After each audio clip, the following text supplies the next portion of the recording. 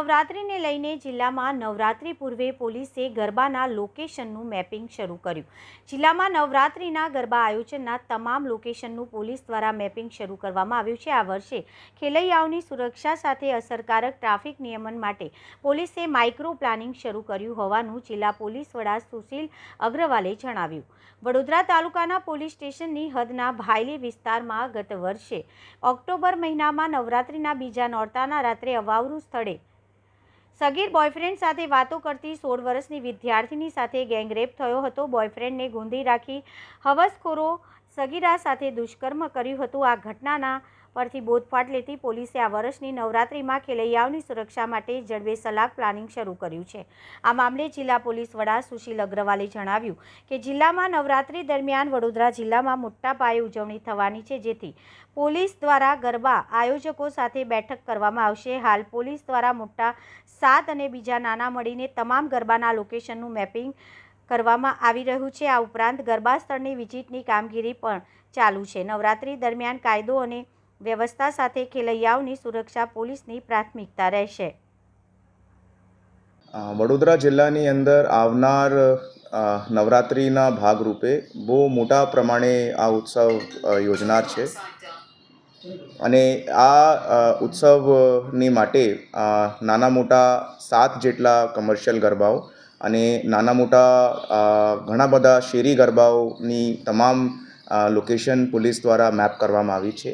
એમની સ્થળ વિઝિટની કામગીરી પણ હાલ ચાલુમાં છે અને એ વિસ્તારની અંદર સેફટી અને સિક્યોરિટી પ્રમાણની જો SOP છે તે ભાગરૂપે જરૂરી પગલાં ભરવામાં આવે છે. ખેલૈયાઓના માટે એ લોકો પોતાના જગ્યા ઉપર પહોંચી શકે છે. ટ્રાફિક નિયામકની કામગીરી માટે ટ્રાફિકનું પ્લાન પણ બનાવવાની કામગીરી હાલ ચાલુમાં છે અને પ્રોગ્રામ પત્યા પછી ખેલૈયાઓ માટે કેવી રીતે એ પોતપોતાના સુરક્ષિત રીતે ઘરે પહોંચી શકે છે તે બાબતની પણ પ્લાનિંગ ચાલુ છે.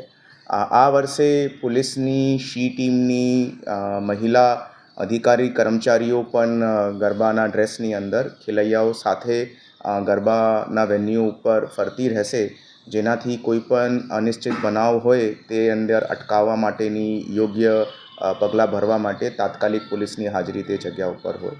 આ સિવાય પણ બીજા ઘણા બધા મુદ્દાઓ જો છે તે પોલીસ ડિપાર્ટમેન્ટને અત્યારે એને ધ્યાનમાં લઈને નવરાત્રિના સુરક્ષા અને શાંતિ સાથે એ તહેવારની ઉજવણી થાય તે બાબતની તમામ તૈયારીઓ હાલ ચાલુમાં છે. સર, એવી કોઈ મા દીકરીને મેસેજ આપવા માંગશો જે કે ઘરેથી ગરબાનું નામ લઈને તેમના બોયફ્રેન્ડ કે ગમે તેને મળવા જતી રહી છે, એવી બેન દીકરીઓને કોઈ મેસેજ પડતો? મારા બધા તરફ મેસેજ એ છે કે ગરબાનું તહેવાર છે તે ગુજરાતના કલ્ચરની પહેચાન છે અને બહુ મોટા પેમાને આ ગરબાના તહેવારની અંદર લોકો જોડાતા હોય છે અને આપ પોતાના રીતે આ તહેવારની અંદર જોડાઓ અને આ તહેવારનો લાભ લો તે બાબતની મારે તમામથી અપીલ છે.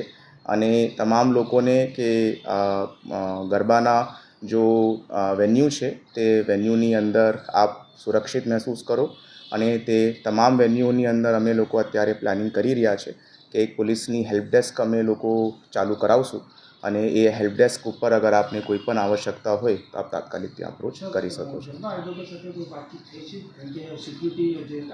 હા, એ અત્યારે અમારી ગરબા આયોજકો સાથે અત્યારે અમે લોકો બધા સ્થળ વિઝિટ કરીને લોકેશન સ્પેસિફિક જો SOP છે, જનરલ SOP સિવાય તે બાબતનું અવલોકન કરીએ છીએ અને ટૂંકા સમયની અંદર સ્પેસિફિક લોકેશન બાબતે તમામ ગરબા આયોજકો સાથે અમારી મીટિંગ થશે અને આવશ્યક પડે તો 1-to-1 જે કોઈ લોકેશનની અંદર વધારેની આવશ્યકતા પડતી હોય તે બાબતની મીટિંગનું આયોજન કરવામાં આવશે.